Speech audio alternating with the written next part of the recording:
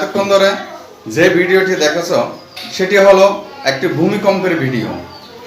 তোমরা নিশ্চয় বুঝতে পেরেছ। এখন এই ভূমিকম্প কী পরিমাণ আমাদের ক্ষয়ক্ষতি করে সেটি নির্ভর করে ভূমিকম্পের মাত্রার উপর। ভূমিকম্পের মাত্রা যত বেশি হবে ক্ষয়ক্ষতির পরিমাণ তত বেশি হবে। তো চলো আমরা আজকে ভূমিকম্পের মাত্রা নিয়ে আলোচনা করব। শিক্ষার্থীরা, আজকে আমি নতুন কারিকুলামের নবম শ্রেণীর লগারিদমের ধারণা ও প্রয়োগ বিষয়ের উপর একটি ক্লাস নেব। আর এই ক্লাসটি হবে ভূমিকম্পের মাত্রা পরিমাপের উপর। ভূমিকম্প একটি প্রাকৃতিক দুর্যোগ। প্রতি বছর এটির জন্য প্রচুর আমাদের ক্ষয়ক্ষতি হয়। এই ভূমিকম্পের মাত্রাটা কিভাবে আমরা পরিমাপ করব, সেক্ষেত্রে লগারিদম কিভাবে কাজ করবে আমরা সেটি আজকে দেখব। তাহলে চলো শুরু করা যাক।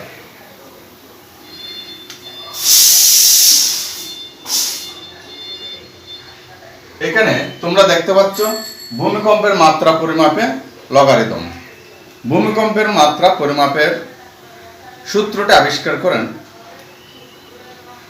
Charles Francis Richter. ওনার সূত্র অনুযায়ী আমরা সহজে ভূমিকম্পের মাত্রাটা পরিমাপ করতে পারি। তো উনি যে সূত্রটি তৈরি করেছেন ভূমিকম্পের মাত্রা পরিমাপের, সেটি আমি একটু লিখছি, তোমরা একটু খেয়াল করো।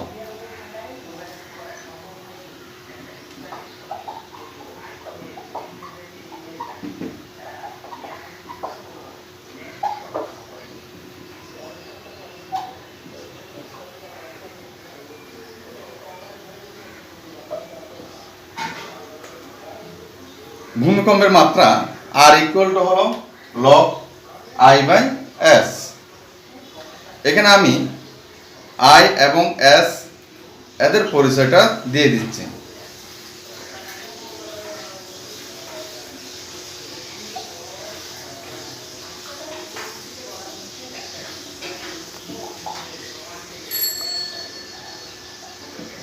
এস হলো আদর্শ ভূমিকম্পের তীব্রতা। এটি একটি নির্দিষ্ট সংখ্যা। এটি হলো 1 সেন্টিমিটারের 10,000 ভাগের 1 ভাগ, অর্থাৎ 1 মাইক্রন। অর্থাৎ 1 মাইক্রন সমান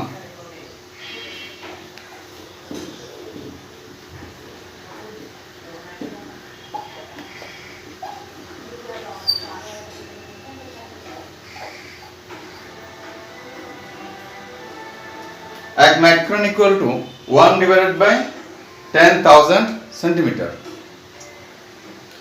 এরপর হলো আই। আই হলো ভূমিকম্পের উৎপত্তি স্থল থেকে 100 কিলোমিটার দূরত্বে ভূমিকম্পের সর্বোচ্চ তীব্রতা।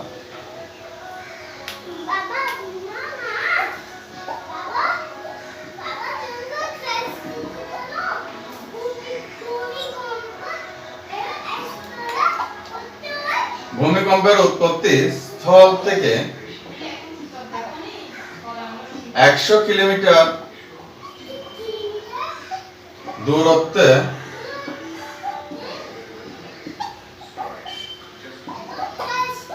ভূমিকম্পের সর্বোচ্চ তীব্রতা। এখানে এই স্থানে যদি ভূমিকম্প সংঘটিত হয়, এর চতুর্দিকে, এই ভূমিকম্পের উৎপত্তি স্থানের চতুর্দিকে 100 কিলোমিটার দূরত্বে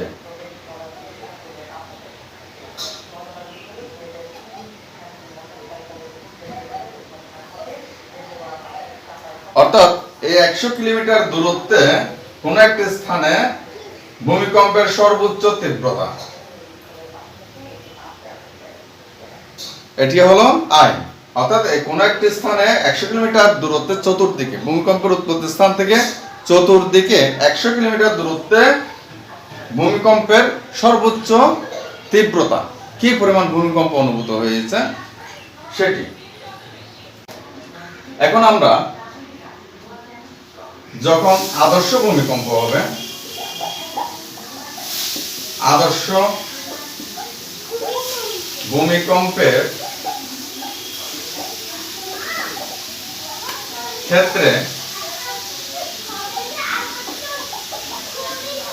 I equal to S হবে, অর্থাৎ আদর্শ ভূমিকম্পের ক্ষেত্রে I equal to S হয়। তাহলে আমরা লিখতে পারি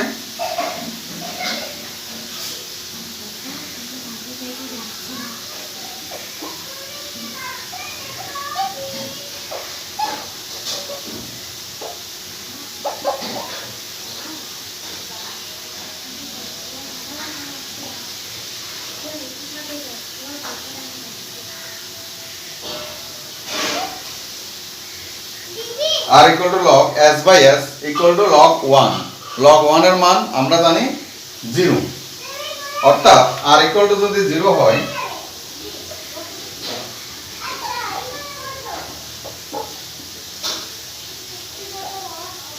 ওই স্থানে কোনো ভূমিকম্প সংঘটিত হয়নি।